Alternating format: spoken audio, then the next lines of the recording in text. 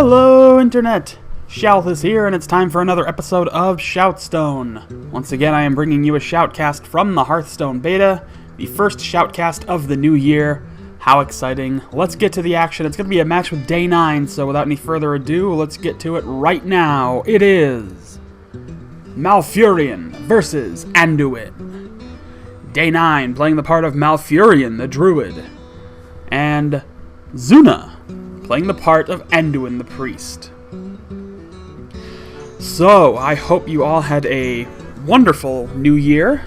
I hope you are all plenty sober by now, or at least not painfully hungover anymore. I went to a fun little party, kept myself from getting too intoxicated, and now I'm here to do this. So I'm going to try to start a new season of Arena Time next week, maybe. If not, then I'll do it next week. I don't know. I'll figure it out. Doesn't really matter. I have a lot of games to cast, so plenty to go around. In any event, our Priest player does put out Northshire Cleric and follows it up with an Acidic Swamp Ooze for his first couple turns. Day9 is going to claw in and take out that Cleric by also popping his Hero Power as well, so that gives him a couple points of armor, puts him at plus health at the moment. Acidic Swamp Ooze is a really nice 2-mana card. And of course there is no weapons really that a Druid's ever going to deal with, so either way, it's still good. Alright, so a lot of spells are in Day9's hand right now, and unfortunately he really needs to get some minions out there, but everything he has is basically a spell. So it looks like he's going to go ahead and hit Swipe. Just going to do a little bit of damage all around the board, get that Acidic Swamp Ooze down a bit, and take out the injured Blade Master. I mean, he does have the ability to get a minion out on the next turn. He at least has that Azure Drake, and well, an Ancient of War won't help on this turn, but instead he's actually going to pop Bite and use that to take that minion out. So alright, field is clear once again. So some pretty good removal on the part of Day9. And health still at a pretty even keel right now, really not a huge advantage either way. But we are looking to see kind of exactly what our Priest player wants to do here. I mean, on this next turn, Day9 could get that Azure Drake out, at least get something out there. He's going to pop Spellbreaker, unfortunately nothing to silence. It might be the only minion he had available to play. Instead, he's going to pop Starfall, use that to keep the field clear. So a lot of good removal on Day9's part, and he's not sacrificing a ton of health. At the very least, he's popping some cards that will make up that health in armor. So, there's that. Argent Commander comes out, 4/3 minion with Divine Shield. And we're going to need something to start and respond to this. He does still have that Ancient of War, he could get that out there. And he's going to have to do that. So now, he is going to root it for a 5/10 minion with Taunt. A very strong epic card. And that is enough for his opponent to bang its head against for a while. But we are reaching that midway point, or near the late game, where things basically need to start happening. Another injured Blade Master comes out. So the shield is broken. That Ancient of War down to 6 HP. Very, very spell-heavy deck for Day9 here. I know he likes to really play aggressively. He's going to pop Nourish. Try and get some more options here. Blood Mage Thalnos and another Nourish. But no, instead he is going to take out that Senjin Shield Master, as well as the injured Blade Master. Still leaves that Argent Commander on the field. So obviously if he wants to attack in, it's going to be an even minion trade. He's definitely got his money's worth from that Ancient of War, I think, at this point. He's eaten enough damage. He will potentially be able to trade it. Well, he's going to pop a Temple Enforcer, which is going to give him enough HP to survive that attack. And he's going to heal it up once again. So it's a pretty good play there by this Priest player. Trying to get everything to survive just a little bit longer. Does have Ysera now. Looks like he's going to pop Nourish again. He wants more options. He's just loaded up on spells. He's got 2 Innervates out there, so he can at least you know, play something big. He doesn't have to be too concerned with the 4 mana that he had. Now, too, he's putting Blood Mage Thalnos out there. He's going to play both Innervate, and he's going to hit Starfire on that Treant, and there it goes.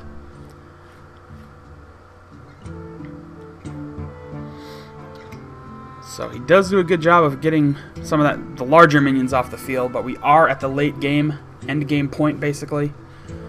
Azure Drake comes into play, as well as an Imani Berserker. Once again, for anybody who may not be familiar with it, the Imani Berserker is a good companion of the Gurubashi Berserker, but it only gets 1 proc from that Enrage, unlike the Gurubashi Berserker, which you can stack the Enrage procs on. Alright, he's going to hit Swipe, do some serious damage, nearly clear the field, and leaves just that 1 hit point Azure Drake on the field. Just in case you're a new player, it is worth mentioning that spell damage cards do benefit any kind of ability. Whether it's an actual spell, like say from a mage or something like that, or if it's from a you know, like a rogue's ability, like the Swipe you've been seeing here from the Druid player. It all benefits that too. So Mind Control burned on that Azure Drake. This is a pre-patch game, so you saw that was an 8 mana cost Mind Control. But there's still plenty of spell damage on the field. Another Azure Drake comes out. Starfall. And he's going to clear the field with that.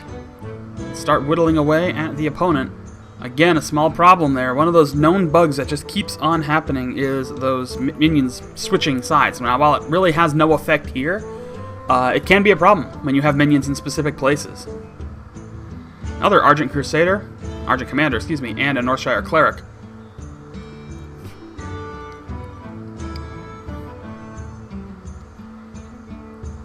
Not sure why he burned that heal instead of burning it on himself, which may have been a better target.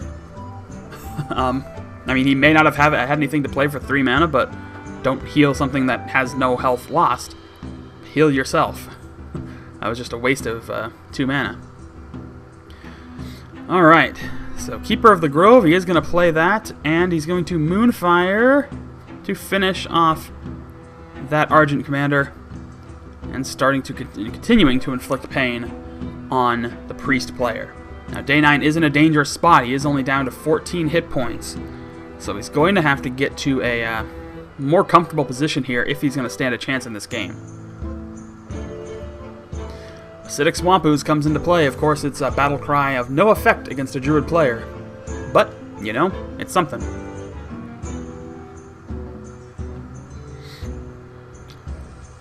Alright, so down goes Blood Mage Thalnos. A card proc from the Death Rattle. But a card proc for that Northshire Cleric. 1 Shadow Word Pain put into effect. And another one, so 2 Shadow Word Pains are burnt. Both, I should say. This is I believe this is a ranked game, not just a arena game. Alright, now getting some Wrath play out here. He takes out that Northshire Cleric. It did get 1 card draw off, but that's about it. He is still sitting on those healing touches, so that could help him out. He's going to play that Ragnaros, the Fire Lord, and it does get a good strike on the opposing hero. Now, I think he's taking these risks because he knows he has those 2 healing touches. Oh, and a key Mind Control. That is risky. And that's why everybody hates that card. Well, he's about to eat 8 health here, or 8 damage. I don't know if he's really going to have enough to recover here. But he will take Ragnaros out and heal himself up for that 8 points of damage that he just took. It's another quick card draw. He's going to play Bite to take out that Acidic Swamp Ooze. And he's sitting at 12 HP, so this game is still very close. Ragnaros did get a good strike in on both players, but it is gone now, so... Ah, man. It's still a very, very close game because I don't know. It's really coming down to the luck of the draw here. So another Azure Drake comes out for the Priest player. That's going to give him an extra point of spell damage. He's going to buff that up with a Shattered Sun Cleric to make it a little more potent of a minion and give it a Power Word Shield. So he's banking pretty heavily on that that Drake, but Day9 running low on cards could get the dangerous point of hitting the oh jeez, I can't think of the word. Fatigue. Holy crap. I was gonna say exhaustion, but I know that wasn't the word. Man, mind is drawn. Alright, anyway. So Ysera put into play for Day9. He does get a dream card. And now, choice of attack is really the key option here. He's sitting on 8 damage. Day9 is at 12 HP, his opponent at 16. But he doesn't want, I don't think he wants to leave Ysera up for very long, so he's going to make a Faceless Manipulator copy of it. It won't get him any Dream card, but it will, at least not at the moment, but it will get him that extra spell damage.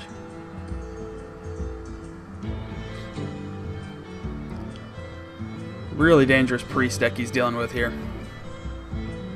And he's down to his last 4 HP, so Day9 basically has to clear the field on this next turn, or he is going to be in dangerous water. I do not think he's going to be able to take this game. But here we go. The last card has been drawn. So Day9 is out of cards. I don't know why I thought Ysera had spell damage. I'm thinking of Malagos. My bad. Yeah, there is no spell damage on Ysera. But Day9 might be out of options here. I mean, he does have that other healing touch, so there is that. He could probably survive for one more turn, maybe? Well, and he has the Agent of War as well.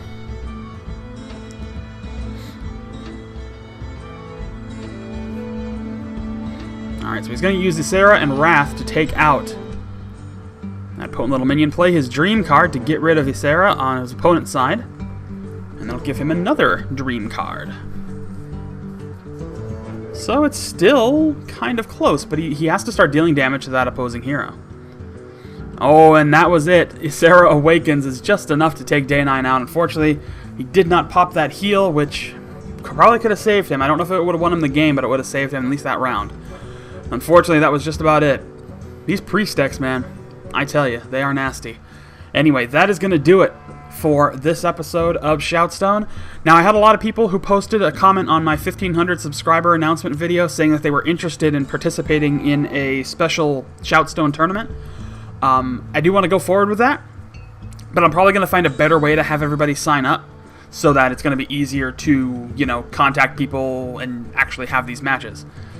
So stay tuned for that. I'll post up another video shortly in the future explaining how to sign up for it, where to go, and all that. So anyway, that is going to do it again for this episode of ShoutStone. Thank you all so much for watching. Don't forget to subscribe, like, comment, all that good stuff, and I will see you fine folks next time.